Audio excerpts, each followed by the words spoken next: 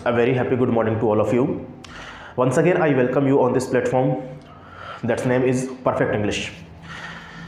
आज इस वीडियो के अंदर हम लोग पास्ट कंटिन्यूअस टेंस को देखने वाले हैं। पास्ट सिंपल और प्रेजेंट के चारों के जो टाइप हमारे पास में होते हैं, present simple, continuous, perfect and perfect continuous, इन चारों वीडियो को हमने अलग से सेपरेट समझा। फिर हमने इनका एक कंबाइंड वीडियो लिया जिसके अंदर हमने उन चारों टॉपिक को एक साथ में मर्ज करते हुए देखा। फिर लास्ट वीडियो हमने डिस्कस किया था पास्ट सिंपल का। आज उसी सीक्वेंस में आगे चलते हुए हम लोग बात करेंगे पास्ट कंटिन्यूअस टेंस के बारे में। तो आइए without wasting further time let's come to the point. देखिएगा जरा ध्यान से। तो आज हमारा जो चर्चा का जो विषय रहेगा, या ऐसे कहें कि जो वीडियो हमारा रहेगा आज का, ये रहेगा पास्ट कंटिन्यूअस टेंस के ऊपर। ओके, तो कोशिश करेंगे बड़े ध्यान से इसको समझने की और पढ़ने की। ठीक है, आप पास्ट कंटिन्यूअस इसको बोल सकते हैं, या फिर इसका एक नाम और होता है, जैसे आपको मालूम है, इसको हम क्या बोल देते हैं, पास्ट प्रोग्रेसिव टेंस। क्या बोल देते हैं, पास्ट प्रोग्रेसिव टेंस। ठीक है, तो पास्ट कंटिन्यूअस टेंस क्या होता है, क्या क्या इसके यूजेज होते हैं, क्या क्या फंक्शंस होते हैं, एंड मोस्ट इंपॉर्टेंटली क्या इसका पैटर्न होता है, कौन सी helping verb and main verb आती हैं, वो सारे की सारी जो चीज़ें हैं आज की इस क्लास में हम लोग देखते हुए चलेंगे। ठीक है, तो पास्ट कंटिन्यूअस टेंस पढ़ रहे हैं। अब बताइए, सबसे पहले शायद अब तक अगर आप रेगुलर व्यूअर हैं इस चैनल के ऊपर तो आपको समझ में आ गया होगा कि किसी भी टेंस को डिस्कस करने का एक पैटर्न होता है, सीक्वेंस ऑफ पैटर्न होता है। और हमारा जो है वो सीक्वेंस ऑफ पैटर्न ये है कि हम सबसे पहले किसी भी टेंस के बारे में उसका पैटर्न डिस्कस करते हैं, फिर पैटर्न के अंदर काम में आने वाली हेल्पिंग वर्ब्स को डिस्कस करते हैं कि कौन से सब्जेक्ट के साथ में कौन सी हेल्पिंग वर्ब आएगी। Then we discuss that tenses uses, फिर हम क्या करते हैं उस टेंस के यूजेस डिस्कस करते हैं। और आखिर पड़ाव जो हमारा आता है अंतिम समय में, तब हम क्या करते हैं, डिस्कस करते हैं उस पर्टिकुलर टेंस के बारे में, उसकी क्या क्या कॉमन मिस्टेक्स हो सकती हैं, या कुछ उसके क्या क्या कुछ अलग हटके जो कंसेप्ट्स हैं वो हो सकते हैं। और सबसे एंड ऑफ दिस सेशन में हम लोग क्या करते हैं, उसके बाद में हम लोग उसके कुछ प्रैक्टिस सेट्स निकालते हैं 5-7 एग्जाम्पल्स का, सो दैट हमारा ये पूरा का पूरा एक वीडियो तैयार होता है। तो इस वीडियो को जो हम बनाएंगे वो भी इसी तरीके से बनाएंगे। पास्ट कंटिन्यूअस टेंस होता क्या है, सबसे पहली बात, लास्ट में टेंस लग गया, इसका मतलब सर टेंस एक पैटर्न है, बिल्कुल ठीक बात है। टेंस क्या होता है, तो आप सब लोगों को अब तक तो मालूम चल गया होगा कि सर टेंस जो होता है वो कॉम्बिनेशन होता है किस किस का, तो आप कहेंगे कि sir helping verb and main verb का।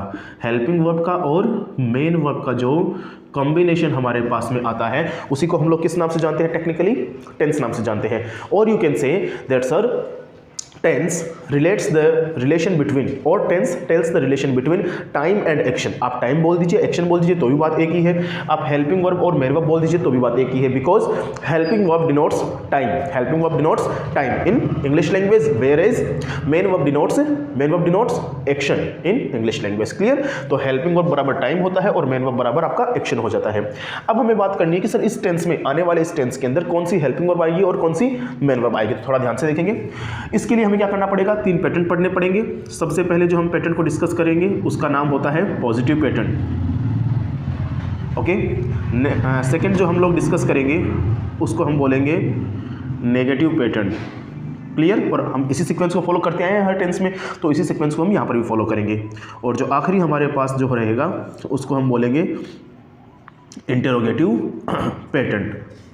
ठीक है, और हर एक पैटर्न की हम लोग क्या करने की कोशिश करेंगे कि उसका पैटर्न किस प्रकार से बनता है, फॉर्मूला किस प्रकार से बनता है। ठीक है, थोड़ा ध्यान से देखिएगा। हम सबको मालूम है कि सर किसी भी स्टैंडर्ड सेंटेंस की जो शुरुआत होती है वो कहाँ से होती है, सब्जेक्ट से होती है, और उसका जो एंडिंग पॉइंट होता है वो क्या होता है, ऑब्जेक्ट पे होता है ना। इसी तरीके से आप नेगेटिव जो पैटर्न है उसको भी लिख सकते हो कि सर सब्जेक्ट से शुरुआत होती है और एंडिंग पॉइंट क्या होता है, ऑब्जेक्ट होता है। तो जो चीज़ पहले इजी है हम पहले उसको लिख लेते हैं, सो दैट हमारा सारा का सारा फोकस फिर किस पे रहेगा, हमारी आने वाली टेंस के अंदर जो हेल्पिंग वर्ब है उसके ऊपर रहेगा, या तो हमें बोले कि आने वाली जो मेन वर्ब है उसके ऊपर रहेगा। अब क्योंकि हम बात कर रहे हैं पास्ट कंटिन्यूअस टेंस की, और पास्ट कंटिन्यूअस टेंस हमारे पास में हमें मालूम है सर, अगर सीक्वेंस वाइज देखा जाए तो 6th नंबर का टेंस आता है ना। अगर हम प्रेजेंट से लेके चलते हुए चले तो प्रेजेंट के 4 हो गए, फिर पास्ट का हमने लास्ट वीडियो के अंदर डिस्कशन किया, पास्ट सिंपल का, और अब हम बात कर रहे हैं पास्ट कंटिन्यूअस की। सो उस तरीके से अगर हम देखें तो हम इसको 6th नंबर का टेंस कंसिडर करेंगे, और अदरवाइज आप सिर्फ पास्ट को लेकर चल रहे हैं माइंडसेट में तो फिर ये 2nd नंबर का टेंस हो जाएगा। ठीक है, तो याद रखिएगा पास्ट कंटिन्यूअस के अंदर जो हमारे पास हेल्पिंग वर्ब निकल के आती है वो आती है वॉज या फिर वर। क्या आती है, वॉज या वर आती है। और उसके बाद में क्योंकि टेंस अपने पास कौन सा है, टेंस अपने पास में प्रोग्रेसिव है या कंटिन्यूअस है। तो मैंने आपको बताया था, जब मैंने आपको प्रेजेंट कंटिन्यूअस बताया था, कि जितने भी टेंस जिसके लास्ट में या कहीं पर भी कंटिन्यूअस लगा हुआ है ना, कंटिन्यूअस लगा हुआ है या प्रोग्रेसिव टेंस चाहे कोई सा भी हो, चाहे वो प्रेजेंट कंटिन्यूअस हो, चाहे वो प्रेजेंट परफेक्ट कंटिन्यूअस हो, चाहे वो पास्ट कंटिन्यूअस हो या वो पास्ट परफेक्ट कंटिन्यूअस हो, या फिर चाहे वो फ्यूचर कंटिन्यूअस हो या फिर वो फ्यूचर परफेक्ट कंटिन्यूअस हो, जितने भी जो 6 टेंस हमारे पास में जो कंटिन्यूअस को लेते हैं अपने साथ में, उनके अंदर मेन वर्ब की कौन सी फॉर्म आती है? फोर्थ फॉर्म आती है, जिसको हम कौन सी फॉर्म बोलते हैं? आईएनजी फॉर्म बोलते हैं। कौन सी फॉर्म बोलते हैं? आईएनजी फॉर्म बोलते हैं। ठीक है, तो उम्मीद करता हूं आपको ये पैटर्न समझ में आया होगा। Was verb plus main verb की आईएनजी फॉर्म, जिसको आप फोर्थ फॉर्म बोलते हो। क्लियर? याद रखिएगा, जेरेंड नहीं है ये जेरेंड नहीं बोलते हैं इसको। जेरेंड का तो फंक्शन दूसरा होता है, वो सब्जेक्ट और ऑब्जेक्ट के रूप में आती है एज ए नाउन बनके। क्या बनके आती है? नाउन बनके आती है। इस चीज का मैं डिस्कशन बहुत पहले कर चुका हूं, जब मैंने आपको प्रेजेंट कंटिन्यूअस पढ़ाया था। तो अगर आपको लगता है कि सर मेन वर्ब की फोर्थ फॉर्म की जगह हम लोग लिख सकते हैं जेरेंड, तो ये चीज गलत है। माइंड में रखिएगा कि सर मेन वर्ब की फोर्थ फॉर्म जो होती है वो मेन वर्ब की फोर्थ फॉर्म ही यहाँ पे आएगी, जेरेंड रूप बनके नहीं आएगा। जेरेंड अगर आपको बनाना है तो आपको उसको एज ए सब्जेक्टिव प्लेस करना पड़ेगा या फिर आपको उसको एज ए ऑब्जेक्टिव प्लेस पे पुटअप करना पड़ेगा। ठीक है, खैर अपन उस डीप में नहीं जाएंगे डिस्कशन में, क्योंकि हम लोग ऑलरेडी डिस्कशन कर चुके हैं पहले, है ना, तो हम उस डिस्कशन को दोबारा नहीं करेंगे। आगे चलते हैं। अब बनाना कौन सा पैटर्न है? नेगेटिव पैटर्न बनाना है। नेगेटिव पैटर्न के अंदर हमें मालूम है सर क्या आता है? नोट आता है। और ये बात मैं बार बार आपको समझा चुका हूँ। हर टेंस को जब भी मैं पढ़ा रहा हूँ तो आपको नोट के बारे में हर उस बात को रिपीट कर रहा हूँ जो मुझे लगता है रिपीट करनी चाहिए। मैं दोबारा इस बात को रिपीट करता हुआ चलूँ कि नोट की प्रॉपर्टीज़ बहुत इंपॉर्टेंट है, आपको दिमाग में रखना। नोट आपके साथ में 3 प्रॉपर्टीज़ रखता है। ठीक है, कौन कौन सी? नोट बोलता है कि मैं हमेशा नंबर 3rd पोजीशन पे आऊँगा। सेकंड बात नोट ये बोलता है कि मेरे से पहले मेरा दोस्त हेल्पिंग वर्ब आएगा। और तीसरी बात ये बोलता है नोट कि अगर मेरे 2 दोस्त आएंगे, मेरे पास 2 अगर हेल्पिंग वर्ब आएंगी तो मैं उनके बीच में बैठूंगा। ठीक है, तो ये नोट की प्रॉपर्टीज होती हैं। इसी सीक्वेंस में इस नोट की प्रॉपर्टीज को यूज करते हुए हम लोग क्या करेंगे? इसके पहले इसके जो 2 दोस्त हैं, एक तो है वॉज और एक है वर, इन दोनों को बिठाएंगे, वॉज या वर प्लस नोट, और उसके बाद में मेन वर्ब की कौन सी फॉर्म लेके आएंगे? तो याद रखिएगा हम लोग जो है मेन वर्ब की फोर्थ फॉर्म लेके आते हैं, जिसको हम क्या बोलते हैं? आईएनजी फॉर्म बोलते हैं। और लास्ट में क्या लग जाता है? ऑब्जेक्ट लग जाता है। तो उम्मीद करता हूं positive pattern of past continuous tense and negative pattern of past continuous tense आपको समझ में आया होगा। अब हम बात करते हैं, now we will talk about interrogative pattern. क्या करते हैं इंटरोगेटिव पैटर्न में? बहुत इजी है, कुछ नहीं करना है। जो भी टेंस आप डिस्कस कर रहे हो, उस टेंस की जो हेल्पिंग वर्ब है उसको आप क्या करते हो? सबसे पहले जब लेके आते हो और उसके बाद में अगर आप क्या करते हो? सेंटेंस के अंदर जो सब्जेक्ट होता है उसको पुट करते हो, तो हमारा जो सेंटेंस का पैटर्न है वो कैसा बन जाता है? तो आप कहेंगे कि सर उससे सेंटेंस का जो पैटर्न है वो इंटरोगेटिव बन जाता है या तो फिर वो क्वेश्चनेटिव पैटर्न बन जाता है। और यही काम हमने कुछ यहाँ पर किया है, जहाँ पर हमने क्या किया? हमने वॉज वर्ब को जो हेल्पिंग वर्ब थी हमारे पास में उसको सबसे पहले लेके आए, उसके बाद सब्जेक्ट हमने सेकेंड प्लेस पे रखा। ओके, फिर हम मेन वर्ब की फोर्थ फॉर्म पे चले गए और उसके बाद में ऑब्जेक्ट के साथ में हमने क्वेश्चनेटिव मार्क लगाया। याद रखिएगा क्वेश्चनेटिव मार्क का यूज करना जरूरी है अक्सर, वरना हम लोग क्या करते हैं? भूल जाते हैं जल्दीबाजी में कि सर सेंटेंस तो हम बना रहे हैं किसका? इंटरोगेटिव का, लेकिन लास्ट में क्वेश्चनेटिव सेंटेंस का मार्क यूज हमने किया ही नहीं। तो इस वजह से इसको याद रखिएगा, क्वेश्चनेटिव मार्क लगाना जरूरी है। यहाँ पर मैंने आपको सामने फुल स्टॉप लगा दिया, बिकॉज दोनों सेंटेंस कैसे हमारे पास में एडजेक्टिव सेंटेंस की कैटेगरी बनती है। तो बताओ इतनी बात समझ में आ गई क्या? ये है सारा का सारा पैटर्न किसका? पास्ट कंटिन्यूअस का, जिसको हम बोलते हैं पास्ट प्रोग्रेसिव। तो उम्मीद करता हूं आपको इतनी बात समझ में आई होगी। ये हमारा पहला टाइप क्यों? पहला टाइप इन द मीन की ये फर्स्ट स्लाइड इस टेंस के बारे में हो गई। अब हम बात करेंगे सेकंड स्लाइड के बारे में, और हम यहां पर ये देखेंगे कि सर हमारे पास में 2 हेल्पिंग वर्ब आ रही है, वॉज और वर। तो कौन सी हेल्पिंग वर्ब कौन से सब्जेक्ट के साथ में आती है ये समझना जरूरी है। ठीक है, तो उसके लिए हम आगे चलेंगे, देखिएगा थोड़ा ध्यान से। और मैं हर एक टेंस में कहता आया हूं, एक बात मैं दोबारा रिपीट करता हुआ चलूं कि हर एक टेंस को मैं कुछ इस प्रकार से पढ़ाने की कोशिश करूंगा आपको, जिससे आपके मन में आने वाले हर एक डाउट का, क्वेरी का जो समाधान है वो उसी पर्टिकुलर प्रॉपर वीडियो में हो जाए जिसके बारे में आप वो टॉपिक देख रहे हो। ऐसा नहीं कि आपने एक टॉपिक यहाँ देखा तो कुछ क्वेरी रह गई तो आप किसी और का या दूसरे का वीडियो देखने लगे, या किसी तीसरे का वीडियो आप देख के आए हो इस प्लेटफॉर्म के ऊपर। तो ऐसा नहीं होना चाहिए। आप जहाँ से पढ़ रहे हैं किसी से भी पढ़ लीजिए, सभी अपनी अपनी जगह बेस्ट है, किसी से भी पढ़िए, लेकिन जिससे पढ़ रहे हैं कोशिश कीजिए कि उसके अंदर वो जो पढ़ा रहा है क्या वो मटेरियल कंप्लीट आपको प्रोवाइड करवा रहा है कि नहीं करवा रहा है। ठीक है, वरना ऐसा ना हो कि हम 5 चीज़ें पढ़ने के लिए 5 अलग अलग वीडियो पर जाते हुए देखते हुए नजर आए। ठीक है, आइए देखते हैं उस चीज़ को। तो अब हमारा कंसेप्ट क्या रहेगा? अब हमारा कंसर्निंग पॉइंट ये रहेगा कि सर सेंटेंस में आने वाला जो वॉज और जो वर हमारे पास हेल्पिंग वर्ब है वो कहाँ कहाँ आएगी? बिकॉज हमारे पास वॉज और वर ही क्या होती है? 2 हेल्पिंग वर्ब होती है। कौन से टेंस की? पास्ट प्रोग्रेसिव टेंस की। तो याद रखिएगा एक बात मैंने आपको बहुत पहले भी शायद कहीं पर समझाई थी, किसी टेंस को समझाते टाइम पर, कि अगर आपको कुछ भी नहीं समझ में आ रहा है तो आपको इतना समझ में आएगा कि सर वॉज के अंदर कितने लेटर्स आ रहे हैं, तो वॉज में कितने लेटर्स आ रहे हैं, तो आप कहेंगे सर वॉज के अंदर 1 2 3 लेटर्स मेरे पास में आ रहे हैं। वर में कितने लेटर्स आपके पास में आ रहे हैं? WERE 4 लेटर आ रहे हैं। है। इसका मतलब जिसमें ज़्यादा लेटर्स आपके पास में आ रहे हैं वो तो आपका हेल्पिंग वर्ब आएगा प्लूरल के साथ में। किसके साथ में आएगा? प्लूरल सब्जेक्ट के साथ में आएगा। और जिसके साथ में 3 ही लेटर है, मतलब कम लेटर है ना, वो आएगा सिंगुलर सब्जेक्ट के साथ में। ठीक है, तो याद रखिएगा, मैं यहाँ पर लिखवाता हुआ चलूँ आपको कि जो आपके पास में सिंगुलर सब्जेक्ट होते हैं, कौन कौन से होते हैं सिंगुलर सब्जेक्ट? आप कहेंगे सर ही होता है, शी होता है, इट होता है और किसी भी नेम का पर्सन होता है। ठीक है, तो ही शी इट नेम, इन चारों के साथ में कौन सा लेके आएंगे हम लोग? वॉज लेके आएंगे। क्यों कहा ऐसा? क्योंकि sir he she it name जो होता है हमारे पास में सिंगुलर सब्जेक्ट होता है। ओके, हाँ, तो ही शी जो हमारे पास में होता है इट नेम, ये क्या होता है? ये हमारे पास में सिंगुलर सब्जेक्ट होता है। ठीक है, अब अगर मैं बात करूँ वर की, तो आप कहेंगे कि सर अगर इनके साथ में सिंगुलर सब्जेक्ट आता है तो इनके साथ में क्या आएगा? प्लूरल सब्जेक्ट आएगा। यस और नो? भाई अगर वॉज के साथ में आप सिंगुलर सब्जेक्ट लेके आ रहे हो तो वर किसके साथ में आएगा? प्लूरल सब्जेक्ट के साथ में आएगा। ठीक है, और प्लूरल सब्जेक्ट कौन कौन से होते हैं? तो याद रखिएगा, आई, वी, यू, दे, इनको कंसिडर करते हैं हम लोग एज ए प्लूरल सब्जेक्ट। क्या कंसिडर करते हैं? As a plural subject consider करते हैं। ठीक है, अब हो सकता है आपके माइंड में ये आए कि सर आई तो सिंगुलर होता है लेकिन आपने इसको प्लूरल कैसे माना? आई तो सिंगुलर होता है, प्लूरल कैसे माना? और आई के साथ तो वॉज हमने लगाते हुए देखा है, हम वॉज लगाते आए हैं, तो फिर आपने आई के साथ वर्क कैसे लगाया? तो याद रखिएगा, इस कंसेप्ट को मैं आपको नेक्स्ट स्लाइड पे जरूर समझाऊंगा, लेकिन फिलहाल के लिए अपना सारा का सारा दिमाग जो मैंने आपको बताया है उस पर रखिएगा। इसको यहाँ पर एक बार हाईलाइट कर दिया है सो दैट आपकी जो कन्फ्यूजन है जायज़ है, उसको समझाने के लिए मैं आपको नेक्स्ट स्लाइड पे लेके चलूंगा। लेकिन फिलहाल के लिए हमारा कंसेप्ट ये रहेगा कि वॉज और वर कहाँ कहाँ आएंगे। तो वॉज आएगा आपका सिंगुलर सब्जेक्ट के साथ में, वर आएगा आपका प्लूरल सब्जेक्ट के साथ में। ठीक है, इतनी बात समझ में आ गई। उसके बाद में क्योंकि हम लोग टेंस कौन सा बना रहे हैं? कंटिन्यूअस टेंस बना रहे हैं, तो हमारे पास मेन वर्ब की कौन सी फॉर्म लगानी है? फोर्थ फॉर्म लगानी है, तो वो हमने लगा दी यहाँ पे। मेन वर्ब की कौन सी फॉर्म?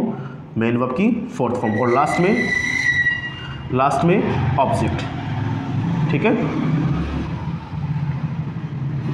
बताओ इतनी बात समझ में आ गई क्या? क्लियर है इतनी चीजें?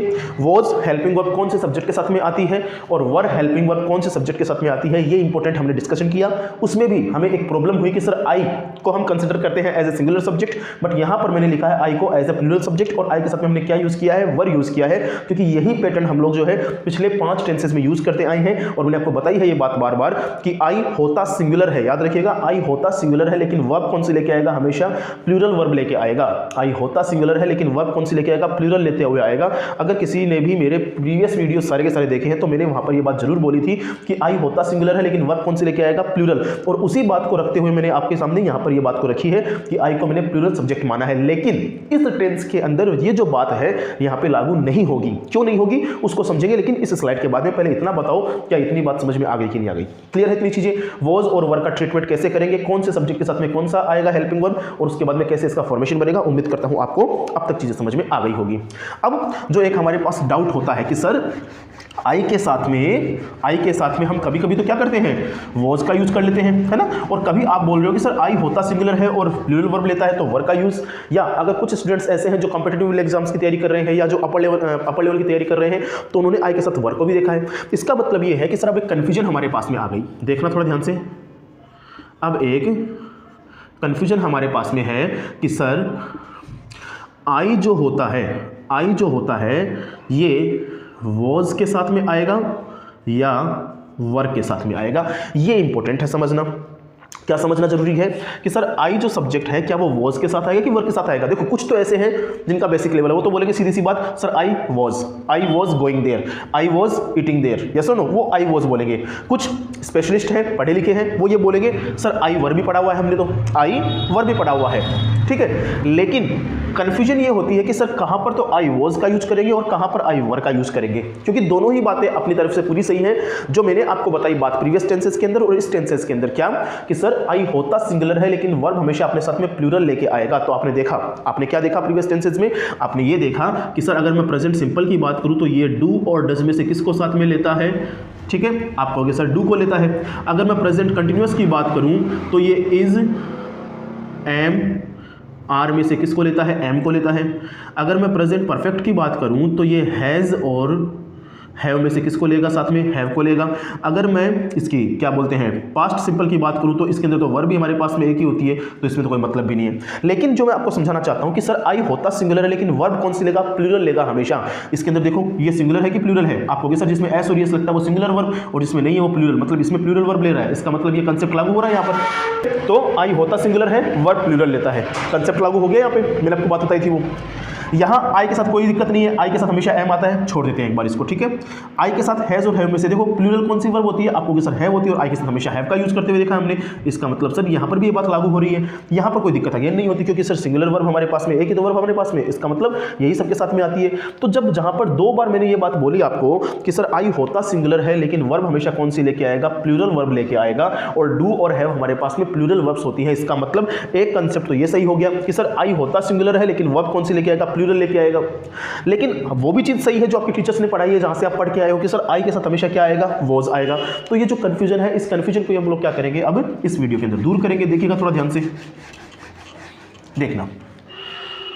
अब ये कंफ्यूजन दूर करने की बात करते हैं, देखिएगा थोड़ा ध्यान से समझने की कोशिश कीजिएगा कि हमारे पास में सेंटेंसेस की बहुत सारी कैटेगरीज होती हैं। जैसे कुछ सेंटेंसेस तो आप जानते हैं, जैसे कि टाइप्स ऑफ सेंटेंसेस आप पढ़ते हैं, बहुत बेसिक से पढ़ते आए हैं, फर्स्ट क्लास से पढ़ते आए हैं सर। टाइप्स ऑफ सेंटेंसेस जो बेसिक सेंटेंसेस कैटेगरी हमारे पास में होती है उसमें हम कंसिडर करते हैं अजरेटिव सेंटेंस को, यस, इंटरोगेटिव सेंटेंस को, इंपेरेटिव सेंटेंस को, एक्सक्लेमेटरी सेंटेंस को और ऑप्टेटिव सेंटेंस को। ये तो 5 कैटेगरी हो गई सेंटेंसेस के पैटर्न के बेसिस के ऊपर। उसके अलावा भी बहुत सारे सेंटेंसेस हमारे पास में होते हैं जिसमें एक सेंटेंस कैटेगरी हमारे पास में आती है जिसको हम क्या बोलते हैं, जिसको हम बोलते हैं कंडीशनल्स। क्या बोलते हैं, कंडीशनल सेंटेंसेस। क्या बोलते हैं, कंडीशनल सेंटेंसेस बोलते हैं। क्या बोलते हैं, कंडीशनल सेंटेंसेस बोलते हैं। थोड़ा ध्यान से समझने की कोशिश कीजिएगा, बहुत इंपॉर्टेंट बात समझा रहा हूं।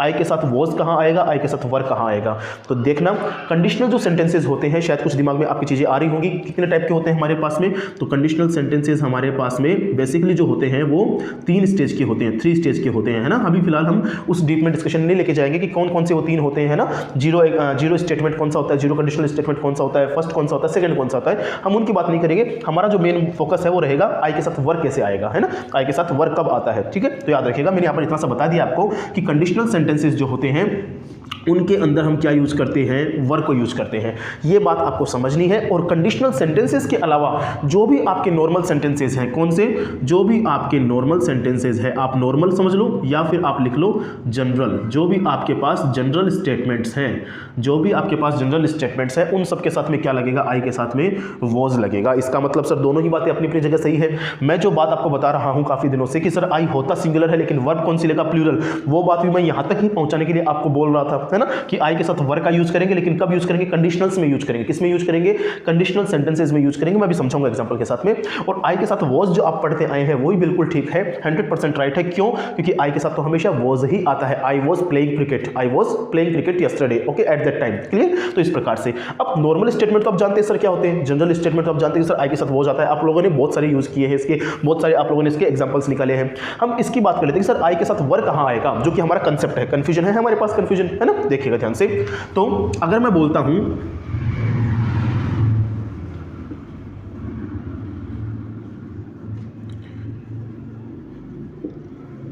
I wish I were a bird, काश मैं एक पक्षी होता, काश मैं एक पक्षी होता, है ना। दूसरा ध्यान रखिएगा, only if I were the PM of America या प्रेसिडेंट ऑफ अमेरिका। पीएम तो होता ही नहीं ना अमेरिका के अंदर, प्रेसिडेंट ऑफ अमेरिका। तो अगर आप ध्यान से देखो, अगर आप थोड़ा ध्यान से समझो तो आपको समझ में आएगा कि आई के साथ में क्या लिया हमने, यहाँ पे वर्ब का यूज किया, जबकि आई के साथ तो वो आता है नॉर्मल स्टेटमेंट में, लेकिन ये नॉर्मल स्टेटमेंट नहीं है। कैसे नहीं है, अगर आपने ध्यान से देखा हो तो यहाँ पर इनके स्टार्टिंग पॉइंट जो है उनके ऊपर फोकस करो एक बार। यहाँ पर क्या लिखा हुआ है, आई विश, क्या लिखा हुआ है, आई विश और ओनली इफ। आई विश और ओनली इफ का मतलब क्या होता है, काश। क्या होता है, काश, है ना। जो इम्पॉसिबल सिचुएशंस आपके पास में होती है ना, जो इम्पॉसिबल बोल दीजिए या क्या बोल दीजिए, सिचुएशंस बोल दीजिए, ठीक है, इम्पॉसिबल बोल दीजिए या फिर इमेजिनरी सिचुएशंस आप बोल दीजिए। इन सब के अंदर आप किसका यूज करोगे? आई के साथ में वर का यूज करोगे, कंडीशनल सेंटेंसेस के साथ में चलते हुए, ठीक है। इतनी बात समझ में आई क्या? बताओ मेरे को। I wish I were a bird. तो याद रखिएगा, अगर आपसे कोई पूछे कि आई के साथ में पास्ट कंटिन्यूअस में क्या ट्रीटमेंट होता है, ध्यान से सुन लीजिएगा बात को, तो आप कहेंगे कि सर आई जो है वो वॉज भी लेके आएगा, आई वर भी लेके आएगा। आई वर कब लेके आएगा? जब सेंटेंस हमारे पास में इम्पॉसिबल या इमेजिनरी सिचुएशंस हो या फिर कंडीशनल सेंटेंसेस हमारे पास में आ जाए, तब हम किसका यूज करेंगे? आई के साथ में वर का यूज करेंगे। किसका यूज करेंगे? वर का यूज करेंगे। अदरवाइज जितने भी रेस्ट ऑफ सेंटेंसेस हमारे पास में होते हैं, जितने भी जनरल स्टेटमेंट्स हमारे पास में होते हैं, उनमें हम आई के साथ में किसका यूज करेंगे? आई के साथ में वॉज का यूज करेंगे। तो उम्मीद करता हूं जो आपको कंफ्यूजन हुई थी थोड़ी सी बीच में, उसको अब दूर कर दिया गया होगा, ठीक है। चलते हैं आगे। अब यहीं से एक बात और निकल के आती है जो इस टेंस को थोड़ा सा अलग बनाती है। जो क्या करती है? इस टेंस को अलग बनाती है। वो ये बात है कि अब तक के हमने प्रीवियस जितने भी टेंस पढ़े, प्रेजेंट के 4 टेंस पढ़े और पास्ट का 1 टेंस पढ़ा, हमने उनमें सिर्फ ये पढ़ा कि उनके नाम क्या क्या होते हैं। लेकिन याद रखिएगा, अब पास्ट कंटिन्यूअस को मैं एक नाम और बता रहा हूँ और थोड़ा सा बड़ा करके लिखूंगा यहाँ पे, सो दैट आपके माइंड में रहे कि पास्ट कंटिन्यूअस या पास्ट प्रोग्रेसिव जो टेंस होता है उसको हम क्या बोलते हैं? एक कंडीशनल टेंस बोलते हैं। क्या बोलते हैं? कंडीशनल टेंस बोलते हैं। ये अपने आप में एक पूरा टॉपिक है, अभी समझाऊंगा मैं इसको। अभी इसके ऊपर चर्चा करेंगे, इसके ऊपर डिस्कशन करेंगे। कैसे? पहले समझ लीजिए कि सर पास्ट कंटिन्यूअस टेंस या पास्ट प्रोग्रेसिव टेंस अपने आप में एक कंडीशनल टेंस होता है। इसके पहले मैंने 5 टेंस आपको पढ़ाए, प्रेजेंट के 4 पैटर्न पढ़ाए और पास्ट सिंपल पढ़ाया, और मैं इसके बाद में टेंस पढ़ाऊंगा आपको पूरे फ्यूचर परफेक्ट कंटिन्यूअस तक। लेकिन उन सब में सिर्फ पास्ट कंटिन्यूअस एक ऐसा टेंस रहेगा जिसका एक नाम और होता है कंडीशनल टेंस। क्या नाम होता है? कंडीशनल टेंस नाम होता है। कंडीशनल टेंस क्या होता है सर? इसको समझो थोड़ा सा। देखो, टेंस तो क्या होता है, मैंने आपको बताया, the relation between helping verb and main verb, ये तो आ गया समझ में। कंडीशनल का मतलब क्या होता है? कंडीशनल का मतलब ये होता है कि कोई भी स्टेटमेंट अपने आप में इंडिपेंडेंट ना हो, अगर उस स्टेटमेंट के साथ में कोई दूसरा स्टेटमेंट हो जो क्या करे, उसको बाउंड करे। समझिएगा ध्यान से, let me repeat for you. अगर कोई भी स्टेटमेंट अपने आप में क्या नहीं है, इंडिपेंडेंट नहीं है, या तो फिर अगर कोई दूसरा स्टेटमेंट उस स्टेटमेंट को क्या करे, बाउंड करे वो एक्टिविटी करने के लिए, उसको हम बोलते हैं कंडीशनल। क्या बोलते हैं? कंडीशनल। या फिर आप इसको नॉर्मली ऐसे समझ सकते हो कि सर कंडीशन वाले सेंटेंसेस, कंडीशन मानी होता है शर्त। कंडीशन मानी क्या होता है? शर्त। ऐसा कोई भी स्टेटमेंट जिसमें कोई शर्त आ जाए, है ना। शर्त मानी अगर तुम ऐसा करोगे तो वैसा हो जाएगा। पढ़े ना आपने कुछ ऐसे स्टेटमेंट्स, आपने बेसिक में पढ़ा होगा, आपने एकेडमिक क्वालिफिकेशन में पढ़ा होगा, और आप लोगों ने जब कंडीशनल सेंटेंसेस पढ़े होंगे तभी पढ़ा होगा, ठीक है ना। तो बहुत सारी ऐसी चीजें बहुत सारी ऐसी चीजें या ऐसे स्टेटमेंट्स होते हैं जिनमें कंडीशन क्या होती है? अप्लाई होती है। लेकिन मैं क्या बोल रहा हूं कि हम कंडीशनल स्टेटमेंट नहीं पढ़ेंगे यहाँ पे, समझिएगा। मैं ये बोल रहा हूं कि हम यहां पर कंडीशनल स्टेटमेंट नहीं पढ़ेंगे, हम इस टेंस को एज ए कंडीशनल टेंस मान के पढ़ेंगे, ठीक है। इसका मतलब ये होता है कि सर ये टेंस अपने आप में कंडीशनल टेंस है। अब ये कंडीशनल टेंस कैसे हुआ? तो ये बिल्कुल वैसे होगा जैसे मैं आपको समझाऊंगा कैसे, कि कंडीशनल टेंस, कंडीशनल का मतलब क्या होता है? कोई शर्त होना। इसका मतलब ये टेंस भी जो है अपने साथ में कोई शर्त रखेगा। ये टेंस कभी भी अकेला नहीं आएगा। बात समझ में आ रही है? ये टेंस कभी भी अकेला नहीं आएगा स्टेटमेंट के अंदर या कभी भी रीडिंग के अंदर। इसके साथ में जो होता है कोई दूसरा क्लॉज ऑफ सेंटेंस जरूर लिखा हुआ रहेगा, या अगर सिंगल स्टेटमेंट भी आएगा तो भी उसके अंदर जो है एक दूसरा क्लॉज जरूर आपको मिलेगा, गिवन रहेगा, सो दैट आप उससे क्या कर सके, आइडेंटिफाई कर सके और चेकआउट कर सके उस स्टेटमेंट के अंदर कि क्या वो दूसरा स्टेटमेंट या दूसरा जो क्लॉज लिखा हुआ है क्या वो उसको बाउंड कर रहा है या नहीं कर रहा है। अब ये चीज़ कैसे काम करती है, उसी से संबंधित मैं आगे आपको कॉन्सेप्ट नंबर 3 समझाता हूं। पहले हमने कॉन्सेप्ट नंबर 1 पढ़ा, pattern of past continuous tense. फिर हमने कॉन्सेप्ट नंबर 2 पढ़ा, वॉज और वर किसके साथ में आएगा, जहां पर हमारे पास एक कंफ्यूजन थी कि सर आई के साथ वॉज आएगा कि वर आएगा, उसको हमने सॉर्ट आउट किया हमने उसको। अब कंसेप्ट नंबर 3 हम पढ़ रहे हैं कि सर कंडीशनल टेंस कैसे बोला आपने इसको, है ना। देखिएगा थोड़ा ध्यान से, जब कंडीशनल टेंस मैं आपको बता रहा हूं तो यहीं पर मैं आपको एक 4th कंसेप्ट और देने की कोशिश कर रहा हूं। ये तो हो गया कंसेप्ट नंबर 3 और ये मैं कंसेप्ट नंबर 4 का यूज कर रहा हूं कि अब हम क्या करेंगे, इसके कुछ एडवर्बियल्स देखेंगे। क्या देखेंगे? एडवर्बियल्स। आप कहेंगे कि सर आपने इस टॉपिक को नहीं सोल्व करवाया, इस टॉपिक को मैं सोल्व यहीं पर कराऊंगा एडवर्बियल्स के साथ साथ में। क्यों? क्योंकि दोनों चीजें एक दूसरे से जुड़ी हुई है, ठीक है। तो कीवर्ड्स बोल दीजिए या फिर क्या बोल दीजिए, आइडेंटिफिकेशन बोल दीजिए। इस टेंस की प्रॉपर्ली अगर बात की जाए तो इस टेंस की जो एडवर्बियल्स बनती हैं वो क्या बनते हैं, व्हेन या फिर व्हाइल। क्या बनते हैं? व्हेन या व्हाइल। क्या बनते हैं? व्हेन या व्हाइल, ठीक है। एक और बनता है जिसको आप याद रख सकते हैं, एट दैट टाइम। क्या बनता है? एट दैट टाइम, लेकिन फिलहाल हमारा फोकस किसके ऊपर रहेगा, व्हेन और व्हाइल पे रहेगा। उम्मीद करता हूँ आपको लेटर्स अच्छे से समझ में आ रहे होंगे।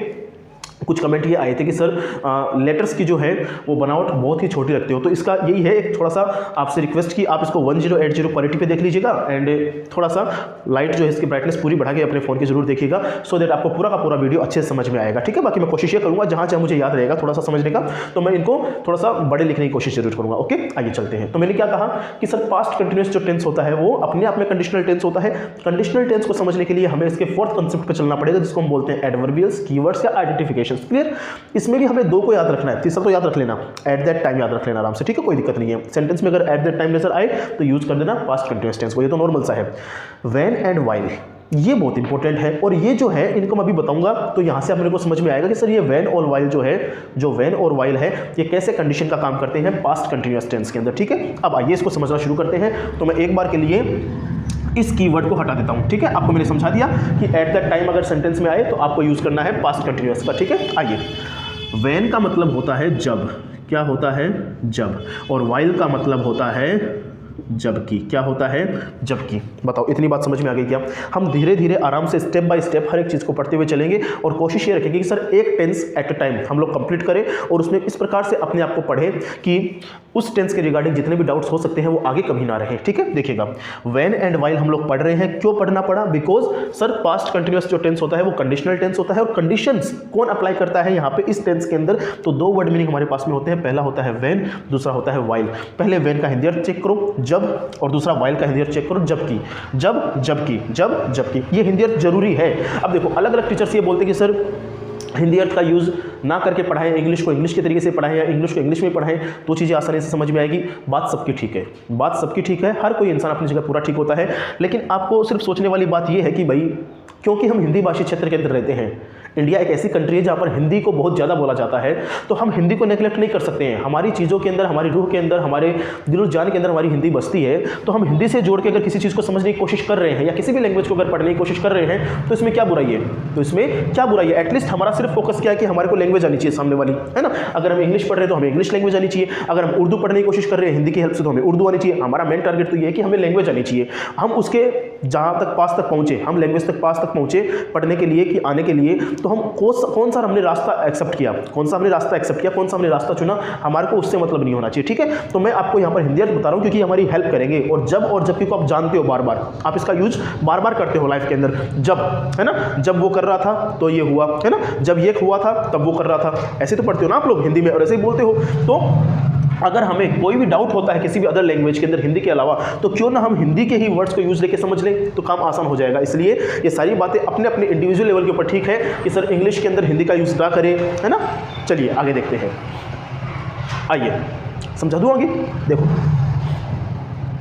हाँ जी, तो व्हेन एंड व्हाइल, ठीक है। अब देखिएगा व्हेन और व्हाइल से कैसे काम करते हैं और कैसे कंडीशनल टेंस बनता है और कंडीशनल टेंस कैसे पास्ट कंटिन्यूअस बनता है, हम इसको देखते हैं, ठीक है। देखिएगा थोड़ा ध्यान से, मैं कुछ स्टेटमेंट लिख रहा हूं और उस स्टेटमेंट के थ्रू आपको समझाने की कोशिश करूंगा कैसे काम करता है ये ट्रिक, ठीक है। देखिएगा,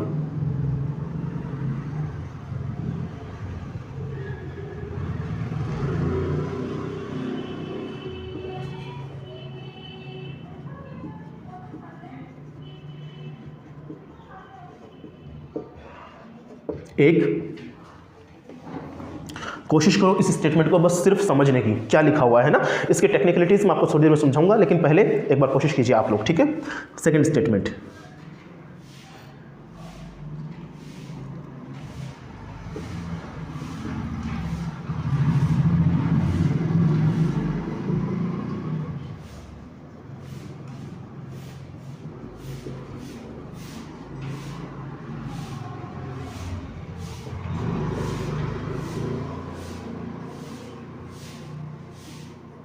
देखो उम्मीद करता हूं आप लोगों ने दोनों स्टेटमेंट्स पढ़ लिए होंगे।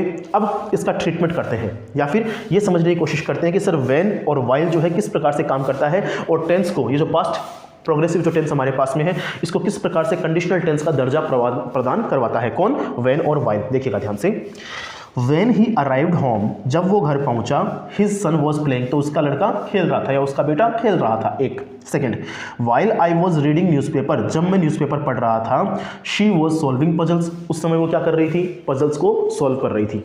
आ रही है बात समझ में? while I was reading newspaper, जब मैं न्यूज़पेपर पढ़ रहा था, she was solving puzzles, तो उस समय वो क्या कर रही थी, पजल सॉल्व कर रही थी। आप कहेंगे सर वैन का हिंदी अर्थ जब बताया तो समझ में आया, वाइल का हिंदी अर्थ यहाँ पर जब की लिखा, लेकिन आप हिंदी ट्रांसलेशन में जब काम में ले रहे हो कि जब मैं न्यूज़पेपर पढ़ रहा था, तो इसको कुछ दिक्कत नहीं है। अगर इस वाइल को उठा के आप बीच में डाल देते हो, I was reading newspaper while she was solving puzzles, तो क्या हो जाएगा, इसका मीनिंग जबकि आएगा। देखो ना कैसे, आई वॉज रीडिंग न्यूज़पेपर, मैं न्यूज़पेपर पढ़ रहा था, वाइल जबकि वाइल मानी जबकि शी वॉज सॉल्विंग पजल्स, उस समय वो क्या कर रही थी, पजल सॉल्व कर रही थी। आ रही है बात समझ में? तो इसका कोई इशू नहीं है कि वैन आप शुरू में लगा रहे हो कि वैन आप मिडिल में लगा रहे हो, है ना। अक्सर टीचर्स इसके ऊपर पूरा का पूरा लेक्चर दे देते हैं कि सर वैन शुरू में लगाओ कि बीच में लगाओ, या वैन वाइल शुरू में लगाओ कि लास्ट में लगाओ, बीच में लगाओ, ऐसा कोई दिक्कत नहीं है। दोनों का अर्थ निकल जाएगा आराम से। अगर आप वैन को शुरू में भी रख रहे हो और वाइल को भी शुरू में रख रहे हो तो भी मीनिंग सेम रहेगा।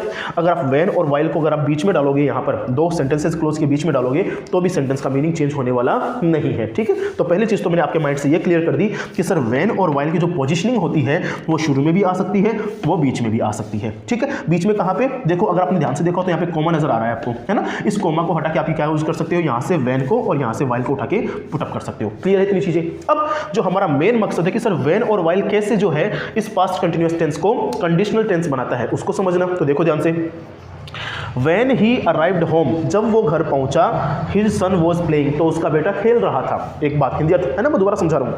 While I was reading newspaper, she was solving puzzles. While I was reading newspaper, she was solving puzzles.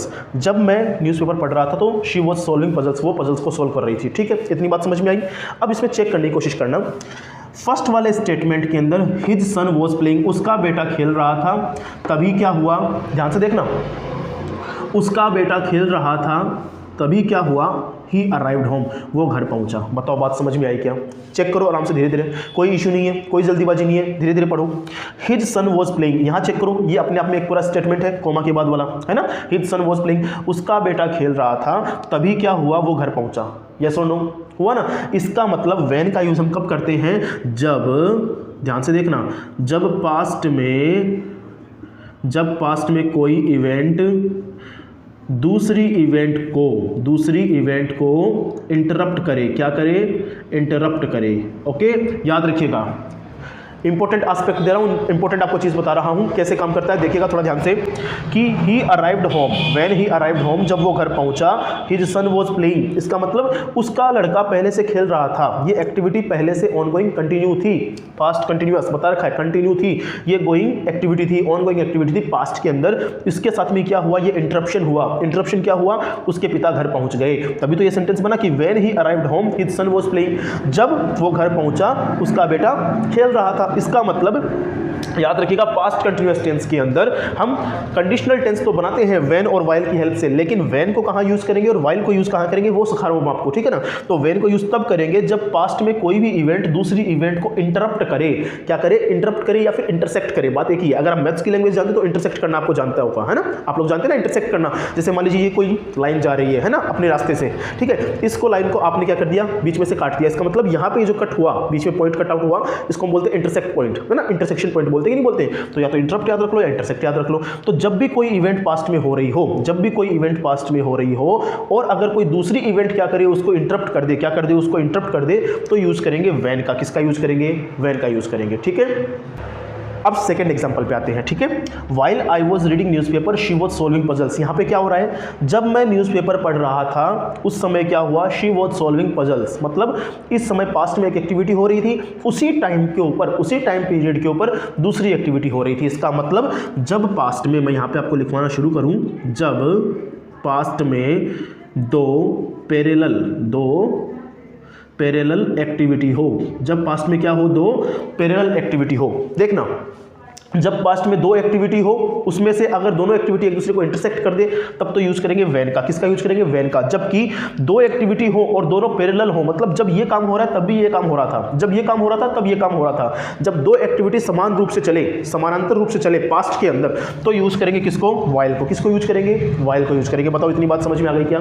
ठीक है, दो बातें मैंने आपको बता दी कि कंडीशनल टेंस कैसे बनता है ये, because of when and while, पहली चीज। दूसरी बात, व्हेन और व्हाइल को आपको चेंज करने की जरूरत नहीं है, इनका पोजीशन आप कर सकते हो, कोई इशू नहीं है, टेंस पे कोई फर्क नहीं पड़ेगा। व्हेन और व्हाइल को आप बीच में लेके आओगे तो भी कोई इशू नहीं है। दो चीजें। तीसरी बात मैंने क्या बताया? इनका मीनिंग बताया। इनका क्या बताया? मीनिंग बताया कि व्हेन का यूज तब करोगे जब पास्ट में कोई इवेंट दूसरी इवेंट को क्या करेगी? इंटरप्ट करेगी। ठीक है, यहां पे इस प्रकार से। और व्हाइल का यूज कब करोगे? जब पास्ट में दो पैरेलल एक्टिविटी हो रही हो, इंटरसेक्ट ना करे, है ना। आपने ट्रेन देखी है तो ट्रेन के जो दो पहिए होते हैं, गाड़ी के जो दो पहिए होते हैं, वो कभी भी एक दूसरे को इंटरसेक्ट नहीं कर सकते ना, लेकिन वो दोनों एक दूसरे के साथ में समानांतर चलते रहते हैं। तो इसी प्रकार से याद रखिएगा, जब सेंटेंस में सिचुएशन टाइप देखिएगा, जब सेंटेंस में दो सिचुएशन आपको दी हुई रहे और दोनों सिचुएशन पैरेलल रूप से क्या करे? एक दूसरे को बिना इंटरप्ट किए, बिना पैरेलल रूप से चलती हुई रहे, कंटिन्यू, याद रखिएगा कंटिन्यू होना जरूरी है, कंटिन्यू होती रहे, उस कंडीशन में किसका यूज करेंगे? व्हाइल का यूज करेंगे। किसका यूज करेंगे? व्हाइल का यूज करेंगे। तो उम्मीद करता हूं आपको इस कंसेप्ट के थ्रू ये बात समझ में आई होगी कि पास्ट कंटिन्यूअस अपने आप में एक ऐसा टेंस है जिसको हम कंडीशनल टेंस बोलते हैं। क्यों? क्योंकि यहां पर अगर आपने देखा हो, व्हेन और व्हाइल वर्ड मीनिंग के थ्रू हमने क्या करने की कोशिश की है? यहां पर दो सिचुएशन जो है वो अराइज करने की कोशिश की है। मतलब ये वाला सिचुएशन तभी होगा जब ये होगा, ये होगा तभी होगा तब ये हो रहा होगा, है ना, पास्ट के अंदर। तो इस प्रकार से हमने इसको कंडीशनल टेंस माना। तो उम्मीद करता हूं आपको ये बात समझ में आ गई होगी। बाकी चीजें हम समझेंगे, लेकिन थोड़ी देर बाद में जब हम एग्जांपल करेंगे तो हमारे को ये चीज़ बहुत अच्छे से समझ में आएगी कि सर व्हेन और व्हाइल का यूज़ कैसे किया जाता है। ठीक है, फिलहाल के लिए कंसेप्ट मैंने आपको पूरा समझा दिया है एग्जांपल के थ्रू। ठीक है, आगे चलते हैं। अब चार कंसेप्ट हमारे हो गए इस टेंस के अंदर। अब हम करते हैं कुछ और बात, कॉन्ट्रैक्टिंग फॉर्म की बात करते हैं। ठीक है, कॉन्ट्रैक्शन कैसे बनता है और कॉन्ट्रैक्शन क्या होता है, ये बात मैंने आपको बता रखी है ना। किसी भी हेल्पिंग वर्ब को उसके शॉर्टर वर्जन में लिखना, किसी भी हेल्पिंग वर्ब को उसके शॉर्टर वर्जन में लिखना ही क्या होता है? कॉन्ट्रैक्शन होती है। ठीक है, तो देखिएगा थोड़ा ध्यान से। 5th नंबर का जो कंसेप्ट हमारे पास में हम लोग लेके आएंगे, वो लेके आएंगे कॉन्ट्रैक्शन का। किसका लेके आएंगे? कॉन्ट्रैक्शन का। ठीक है, हाँ, कॉन्ट्रैक्शन क्या होता है? The shorter version of helping verb. ठीक है, याद रखिएगा इस चीज को। ठीक है ना, कॉन्ट्रैक्शन क्या होता है? तो बताओ हेल्पिंग वर्ब कौन सी आती है इस टेंस में? आप कहेंगे सर हेल्पिंग वर्ब तो इस टेंस में आती है, एक तो वॉज और एक आती है वर, है ना। अगर वॉज के साथ में नॉट है और अगर वर के साथ में नॉट है ना, तो आप क्या कर सकते हो? या तो इसको पूरा बोलो, I was not, I was not and they were not. समझो ध्यान से, जैसे कि अगर मैं बोलूं ही वॉज नॉट, है ना, और अगर मैं बोलूं दे वर नॉट, है ना, तो ये भी आंसर पूरा ठीक रहेगा या कोई भी सेंटेंस ठीक रहेगा। लेकिन इसका जो कॉन्ट्रैक्शन फॉर्म हम लोग बनाएंगे वो ऐसे बना सकते हैं, ही वॉजंट। ये जो बन के आया है इसी को हम क्या बोलते हैं? कॉन्ट्रैक्टेड फॉर्म बोलते हैं। क्या बोलते हैं? कॉन्ट्रैक्टेड फॉर्म बोलते हैं। ठीक है, ही वॉजंट। ओके, ही वॉजंट, क्लियर। इधर दे वर नॉट है तो यहां पर they weren't. Okay, they weren't, और ये क्या है? इसका कॉन्ट्रैक्टेड वर्जन है। बताओ इतनी बात समझ में आ गई क्या? ठीक है ना। हम जो अपना इनफॉर्मल लैंग्वेज होता है, द वे ऑफ टॉकिंग होता है इनफॉर्मल लैंग्वेज के अंदर इंग्लिश में, हम वहां पर क्या करते हैं? इस कॉन्ट्रैक्शन का यूज करते हैं सो दैट हमारी लैंग्वेज क्या रहे? बहुत ही आपको एकदम इंप्रेसिव लैंग्वेज समझ में आए और कहीं ना कहीं पे हमारा टाइम बच जाए। टाइम बचाने के लिए और लैंग्वेज को इंपरेटिव या इंप्रेसिव बनाने के लिए, शो करने के लिए जो है हम किसका यूज करते हैं? कॉन्ट्रैक्शन का यूज करते हैं। कॉन्ट्रैक्शन होता क्या है? The shorter version of helping verb. The shorter version of helping verb. Helping verb के अंदर अगर आप नॉट को ऐड करते हो तो यहां से ओ को गायब करना होगा, ओ की जगह आपको अपॉस्ट्रोफी लगानी होगी और फिर आपको दोनों को क्या करना पड़ेगा? मर्ज करना पड़ेगा, दोनों को एक साथ में लेके आना पड़ेगा। तो ही वॉज नॉट को आप पूरा चाहो तो लिख सकते हो, ठीक है। अदरवाइज आप ही वॉज नॉट को ही वॉजंट लिख सकते हो। क्या लिख सकते हो? ही वॉजंट, ठीक है। इसी तरीके से दे वर नॉट को आप क्या लिख सकते हो? दे वरंट लिख सकते हो, ठीक है। उम्मीद करता हूं आपको ये कॉन्ट्रैक्टेड फॉर्म समझ में आ गई होगी। अगर ये बात समझ में आ गई है तो अब हम आगे चलते हैं इसके कुछ कॉमन एरर्स के ऊपर। किसके ऊपर बात करते हैं? कुछ कॉमन एरर्स की बात करते हैं, उसके बाद में कुछ एग्जांपल देखेंगे, ठीक है। देखिएगा,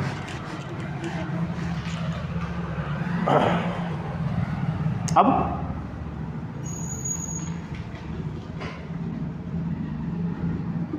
मैं कुछ स्टेटमेंट्स आप लोगों के लिए लिख रहा हूं और कोशिश कीजिएगा उसमें आइडेंटिफाई करने की कि सर कहां पर जो है एरर्स आ रही है और कहां पर एरर्स नहीं आ रही है। देखिएगा थोड़ा ध्यान से।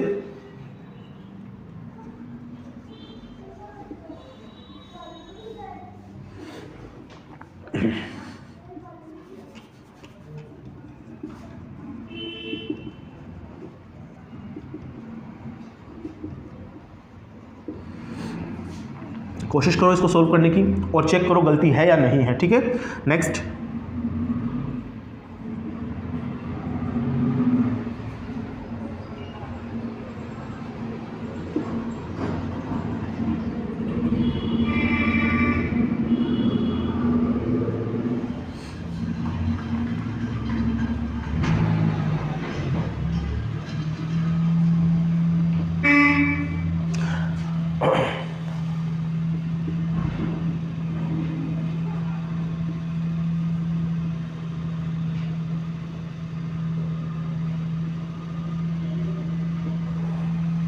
देखिएगा गलती कैसे होती है, कॉमन एरर्स कैसे कैसे होती है।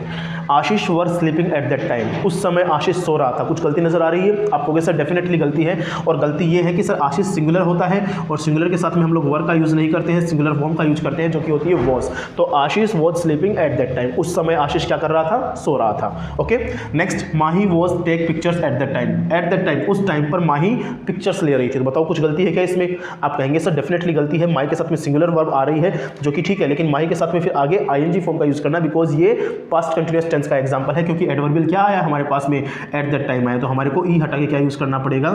आईएनजी का यूज करना पड़ेगा, टेकिंग, ठीक है। इधर देखो, यस्टरडे इवनिंग, कल शाम को बीती हुई कल शाम को, they was not going home, वे अपने घर नहीं जा रहे थे, वे अपने घर पे नहीं जा रहे थे। तो बताओ कुछ गलती है क्या? आप कहेंगे सर डेफिनेटली गलती हमारे पास में है वॉज, क्योंकि दे हमारे पास प्लूरल सब्जेक्ट होता है और इसके साथ में क्या आता है? हमारे साथ में वर्ड लगता है। क्या लगता है? वर्ड लगता है। तो दे वर नॉट गोइंग होम। उम्मीद करता हूं आपको कॉमन एड्स के रिगार्डिंग जो प्रॉब्लम होती है, जो नॉर्मल प्रॉब्लम या जो नॉर्मल कन्फ्यूजन्स आपके सामने आती है, जो कुछ गलतियां आप करते हो, उनसे आपको रूबरू आपने हुआ होगा और उसके बाद में आपने कोशिश की होगी चेक करने की कि कैसे उसको सही किया जाता है, ठीक है। आगे चलते हैं। अब एक इंपॉर्टेंट कंसेप्ट, हालांकि मैं ऑलरेडी उसको पहले बता चुका हूं प्रेजेंट कंटिन्यूअस के अंदर, लेकिन फिर भी चलो कोई दिक्कत नहीं है, मैं दोबारा यहाँ पे आपको बता दूं, क्योंकि पास्ट कंटिन्यूअस टेंस है, अपने आप में एक अलग टेंस है जिसको हम कंडीशनल टेंस भी बोलते हैं। अब हम बोलेंगे कि सर वर्ब की बेस फॉर्म से मेन वर्ब की आईएनजी फॉर्म को बनाना, ठीक है। ये हमारे पास कंसेप्ट रहेगा। हालांकि मैं इस कंसेप्ट को ऑलरेडी अच्छे तरीके से जो है प्रॉपर्ली डिस्कस कर चुका हूं प्रेजेंट कंटिन्यूअस की क्लास के अंदर, ठीक है। तो अगर वहां पर भी देख के आप आए हैं तो बहुत अच्छी बात है, अदरवाइज यहां पर देख लीजिएगा, ठीक है। मैं दोबारा एक बार समझा देता हूं। हमारे पास बहुत सारी वर्ब की फॉर्म्स होती है, जैसे एग्जाम्पल के लिए प्ले हो गया, एग्जाम्पल के लिए मेक हो गया, ठीक है, एग्जाम्पल के लिए लाई हो गया, क्लियर। उसके बाद में हमारे पास में हो गया जंप हो गया, ठीक है। उसके बाद में हमारे पास में पुट हो गया। ऐसे बहुत सारी हमारे पास में क्या होती है? वर्ब की फर्स्ट फॉर्म होती है। आप कुछ और भी लिख सकते हो, जैसे एग्जांपल के लिए मैं लिखना शुरू करूं, प्ले, मेक, लाई, जंप, पुट, गो। एक और लिख लीजिए आप कोई सी भी, है ना, याद करके फटाफट से लिख लीजिए कोई सी भी। चलिए, WRITE, ठीक है। अब ये वर्ब्स हमारे पास बेस फॉर्म में है, हमें इनसे क्या करना है? इनके अंदर इनको कुछ ना कुछ एडिशन करके आईएनजी ऐड करना है। क्या करना है? आईएनजी ऐड करना है ना। अब कैसे करेंगे देखिएगा थोड़ा ध्यान से। अगर मैं प्ले का आईएनजी वर्जन बनाता हूं तो क्या बनेगा? आप कहेंगे कि सर प्लेइंग बनेगा, डेफिनेटली यही बनेगा। मेक की अगर बात करोगे आप तो आप कहोगे सर मेक की आईएनजी फॉर्म तो ऐसे ही बनेगी, मेकिंग बनेगी, कोई इशू नहीं है। लाई की अगर आप बात करोगे तो आप कहोगे कि सर लाइंग बनेगा, कोई दिक्कत नहीं आ रही है, हाँ या ना। उसके बाद में चाहे आप लाई ले लो यहाँ पे या चाहे आप डाई ले लो, ठीक है ना, दोनों एक ही वर्ब है। लाई मानी पड़े रहना और डाई मानी मर जाना, ठीक है ना। जंप का अच्छा जंप का नहीं लिखा क्या? चलो यहाँ लिख देता हूँ। जंप का अगर आप यूज़ करोगे तो इसके अंदर आप क्या यूज़ करोगे? जंपिंग। क्या यूज़ करोगे? जंपिंग यूज़ करोगे, आईएनजी वर्जन। पुट को अगर आपको आईएनजी फॉर्म में लेके जाना होगा तो आप किसका यूज़ करोगे? पुटिंग का यूज़ करोगे, है ना। पुट की जगह की आप एक और लिख सकते हो वर्ड मीनिंग, कौन सा? शट, ठीक है, ये ले सकते हो। गो का अगर आपको आईएनजी वर्जन बनाना तो आप क्या करोगे? गोइंग का यूज़ करोगे, है ना। अभी मैं समझाऊंगा कैसे बनाते हैं, अभी तो मैं आईएनजी यूज़ कर रहा हूँ सिर्फ। और राइट की अगर आप बात करोगे तो राइटिंग का यूज करोगे। अब आपने इन बेस फॉर्म से आईएनजी फॉर्म तो बना ली, आपने इन बेस फॉर्म से आईएनजी फॉर्म तो आप लोगों ने बना ली, लेकिन आपने एक चीज नोटिस की क्या कि कुछ ना कुछ वर्ब की आईएनजी फॉर्म ऐसी हो रही है जब आती है, कुछ आईएनजी फॉर्म ऐसी हैं जब वो यूज होती है बेस फॉर्म के अंदर तो वो बेस फॉर्म में कुछ ना कुछ चेंजेस कर रही है। कुछ समझ में आया? समझाता हूं, देखिएगा थोड़ा ध्यान से। अगर आपने देखा हो प्ले के अंदर जब मैं क्या करता हूं, आईएनजी को ऐड करता हूं तो यहां पर प्ले में कोई असर नहीं पड़ा है, प्ले में कोई असर नहीं पड़ा, इसका मतलब ये तो पूरा का पूरा वर्ड मीनिंग आया, ठीक है। जब मैं मेक को देखता हूं और मेक के अंदर क्या यूज करता हूं, आईएनजी को यूज करता हूं, तो आपको नजर आया होगा कि सर मेक, MAK तो आ गया लेकिन ई नहीं आया, क्या नहीं आया, ई नहीं आया। इसका मतलब यहाँ से ये जो ई है, जब किसी भी बेस फॉर्म के लास्ट में ई आता है, जब उसके अंदर आईएनजी ऐड करते हैं तो उस आई को हम हटा देते हैं। ये नियम है, ये कंसेप्ट है, रूल है, याद रखिएगा इस चीज़ को। अक्सर हम लोग क्या करते हैं जल्दीबाजी में, जो हमारी जो आती हुई चीज़ें हैं ना, हम उनमें गलती करके आते हैं और नंबर कट जाते हैं एग्जाम में, है ना। देखिएगा, चाहे आप इसको यहाँ पे मेकिंग लिख लीजिए, या मैं आपको एक एग्जांपल और देने की कोशिश करूँ, टेक में आईएनजी ऐड करेंगे तो भी क्या होगा, लास्ट में ई आ रहा है तो क्या हो जाएगा, ई हट जाएगा और टेकिंग आ जाएगा। ठीक है, तो मेक हो गया, टेक हो गया। इसी प्रकार से एक और ले सकते हो आप चाहो तो, जैसे गिव के अंदर अगर आप आईएनजी ऐड करोगे तो क्या बनेगा, आप कहेंगे सर गिव के अंदर आईएनजी ऐड करने से तो गिविंग बनता है। तो यहाँ पर भी क्या हुआ, ई जो लास्ट में लेटर आया था उसको आईएनजी के टाइम पे हमने रिमूव कर दिया। तो ये कंसेप्ट समझ में आ गया आपको अच्छे से। ठीक है, नेक्स्ट LIE।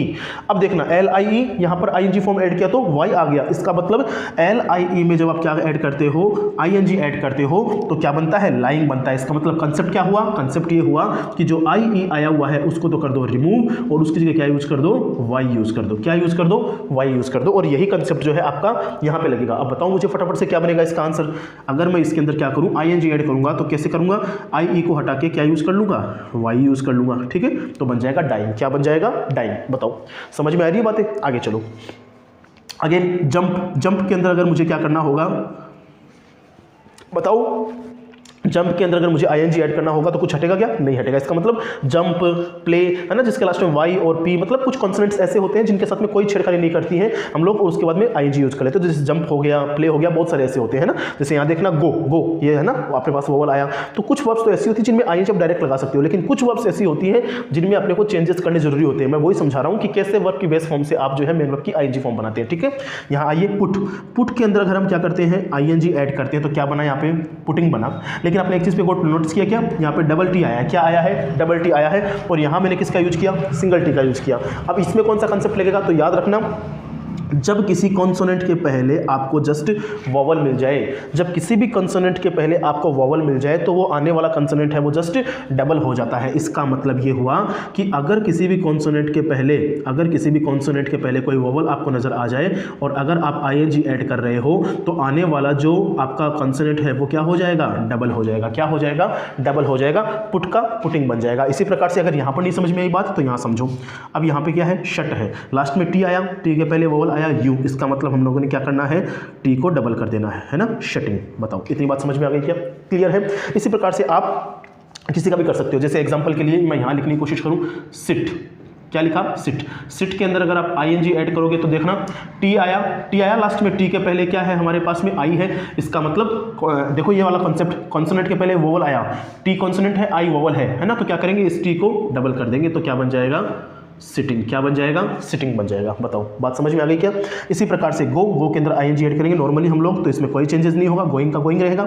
राइट के अंदर देखना, अगेन ई आ गया, ई आया तो यहाँ पे मैंने ई को हटा दिया, ये वाला कंसेप्ट यहाँ पे लागू हो जाएगा। तो ये मैंने आपको कुछ ये बातें बताने की कोशिश की जहाँ पे हम लोग ये समझते हैं अपने आप को कि सर हमें ये चीज़ सोल्व करनी आती है। हम लोग बहुत बचपन से जो बेसिक हमारा नेचर रहा है कि हम लोग पढ़ते आए हैं बचपन से, फर्स्ट सेकंड थर्ड क्लास से, तो वहाँ पर आईएनजी फॉर्म लोग बनाते हैं by just adding I N G in that particular base form of the verb, है ना। लेकिन कुछ कंसेप्ट ऐसे होते हैं जो कहीं ना कहीं पे हमारे माइंड में होने चाहिए ताकि जब एग्जाम में आए हमारे पास में वर्ड मीनिंग्स तो हम उनका अच्छे से क्या कर सके, आईएनजी फॉर्मेशन कर सके। तो उम्मीद करता हूं कि आपको ये वाला कंसेप्ट भी समझ में आया होगा। और अब हमने लगभग जो है पास्ट कंटिन्यूअस के सारे जो है वो आयाम देख लिए हैं, सारे के सारे कंसेप्ट देख लिए हैं। तो अब हम बात करते हैं किसकी, अब हम बात करेंगे, बताओ फटाफट से किसकी बात करेंगे। अब हम बात करेंगे कुछ प्रैक्टिकल एग्जाम्पल्स की। ठीक है, आइए देखिएगा। एग्जाम्पल से पहले मैं आपको एक बात और बता दूं कि आप दो फॉर्मेट यहाँ पर और याद चाहे तो रख सकते हैं जो हमने बात की थी बीच में, व्हेन और व्हाइल के बारे में। किसके बारे में बात की थी, व्हेन और व्हाइल के बारे में। जैसे कि याद रखिएगा, व्हेन के साथ में हमेशा सिंपल पास्ट लेके आएंगे। आप किसको लेके आएंगे, सिंपल पास्ट को लेके आएंगे। ठीक है, और उसके बाद आने वाला जो स्टेटमेंट आपका रहेगा उसमें क्या आएगा, पास्ट कंटिन्यूअस आएगा। क्या आएगा, पास्ट कंटिन्यूअस आएगा। जबकि आप यहाँ पर क्या यूज़ करेंगे, वाइल का यूज़ करेंगे। वाइल के साथ में आप पास्ट कंटिन्यूअस के साथ में जाएंगे। और क्योंकि इसमें वाइल का यूज़ कब करते हैं हम लोग, तो वाइल का यूज़ तब करते हैं जब दो पैरेलल समानांतर एक्टिविटी चल रही हो। तो यहाँ पर भी पास्ट कंटिन्यूअस आएगा और आगे भी क्या आएगा, पास्ट कंटिन्यूअस आएगा। ठीक है, तो ये दो फॉर्मेट जो है आप अपने माइंड में रख सकते हैं। क्या कर सकते हैं, अपने माइंड सेट में रख सकते हैं। पोजिशनिंग का भी आपको टेंशन लेना है, पोजीशन आप इनकी चेंज कर सकते हो, बीच में लेके जा सकते हो। ठीक है, आओ कुछ एग्जांपल देखते हैं फटाफट से, यहीं पर देख लेते हैं कुछ एग्जांपल। जैसे मैंने बोला व्हेन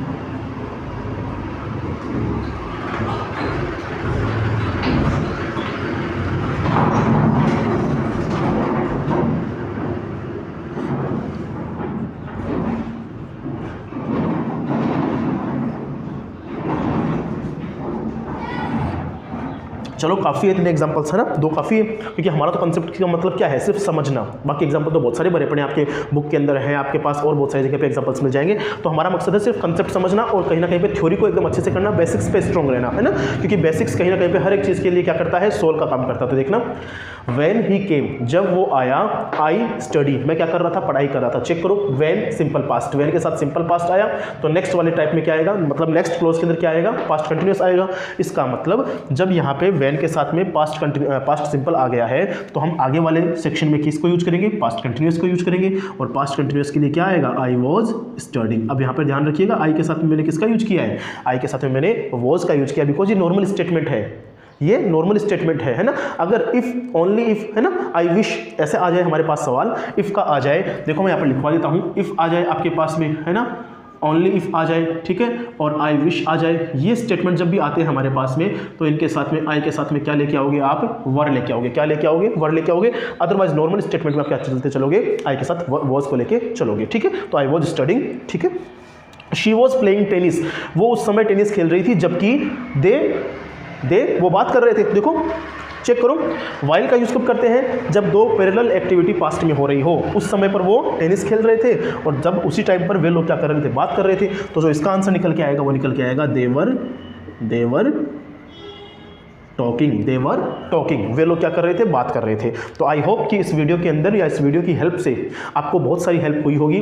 तो अगर फिर भी कोई चीज़ नहीं आती समझ में तो मैं यही आपसे रिक्वेस्ट करूँ कि आप इसको बार बार रिवीजन के मोड पे जाते टाइम पर आप इसको रिवाइंड करके जरूर देख लीजिएगा, सो दैट जो भी आपके डाउट्स है वो सॉल्व हो जाए, ठीक है। तो मिलते हैं नेक्स्ट वीडियो में, till then thank you so much.